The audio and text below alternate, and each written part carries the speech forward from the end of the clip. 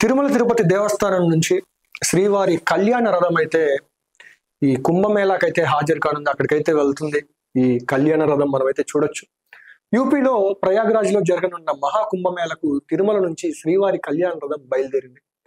ఈ రోజు ఉదయాన్నే శ్రీవారి కళ్యాణ రథం అలహాబాద్ కి అయితే బయలుదేరింది. అదే ప్రయాగ్రాజ్ కి అయితే బయలుదేరింది. ఒకసారి మనం చూడొచ్చు. అక్కడ యూపీలో ప్రయాగ్రాజ్ లో జరగనున్న మహా కుంభమేళకు తిరుమల నుంచి శ్రీవారి కళ్యాణ రథం బయలుదేరింది. కళ్యాణ రథానికి టిటిడి చైర్మన్ బిఆర్ నాయుడు, అదనపు ఈవో వెంకయ్య చౌదరి పూజలు చేశారు.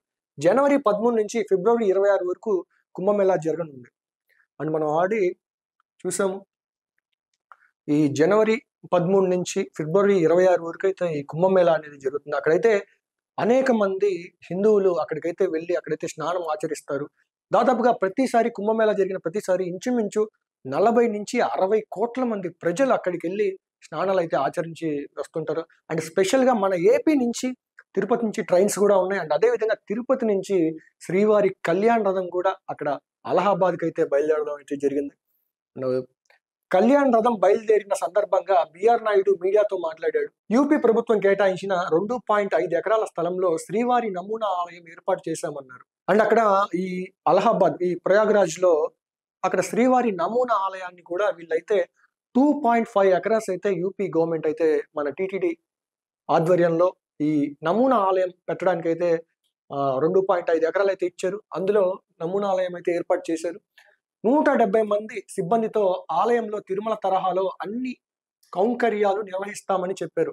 సేమ్ యాజ్ ఇట్ ఈస్ తిరుమలలో ఎలా అయితే మనం వెంకటేశ్వర స్వామి దర్శనాన్ని చేసుకుంటామో అదే విధంగా 2.5 ఎకరాల్లో ఒక నమూనా ఆలయాన్ని అయితే అక్కడ ఏర్పాటు చేశారు. దాదాపుగా జనవరి 13 నుంచి ఫిబ్రవరి 26 వరకు ఈ డేస్ మొత్తంలో ఈ నమూనా ఆలయం అయితే ఓపెన్ లో ఉంటుంది. ప్రతి ఒక్కళ్ళు తిరుమలకు ఎలా అయితే వెళ్తారో ఈ నమూనా ఆలయంలో కూడా అలాగే అదే ఫీలింగ్ అయితే కలిగే విధంగా అయితే ఇక్కడైతే ఏర్పాటు చేయడం అయితే జరిగింది.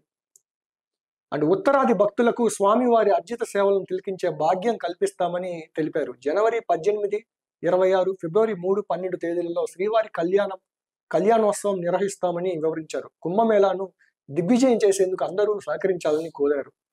అంటే శ్రీవారి కళ్యాణాన్ని కూడా అయితే అక్కడైతే ఏర్పాటు చేయబోతా ఉన్నారు. అండ్ అక్కడ ఉన్నటువంటి ఉత్తరాది భక్తులకి అటు సైడ్ ఉన్నటువంటి వాళ్ళు చాలా మంది ఎక్కువ మంది చాలా తక్కువ ఇటు సైడ్ తిరుమలకు వచ్చి దర్శనం చేసుకొని వెళ్తా ఉంటారు. అండ్ ఇప్పుడు ఇక్కడ తిరుపతిలో ఉండాల్సినటువంటి నమూనా ఆలయం యాజ్ ఇట్ ఈస్ గా అక్కడ యూపీలో అలహాబాద్ లో అక్కడ ఉందంటే అదొక ఆశ్చర్యం అని చెప్పొచ్చు. వాళ్ళు ఒక అదృష్టవంతులుగా ఫీల్ అవుతున్నారని చెప్పేసి అయితే ఇక్కడైతే ఈవో గారు అయితే తెలియజేశారు. అండ్ రోడ్డు తరహాలో ఈ శ్రీవారి కళ్యాణ రథం అయితే బయలుదేరింది. డెఫినెట్ గా ఈ మహాకుంభమేళలో ఈ శ్రీవారి రథం ఒక కన్నుల విందుగా కనపడుతుందని చెప్పడంలో ఆశ్చర్యం అయితే ఏమీ లేదు.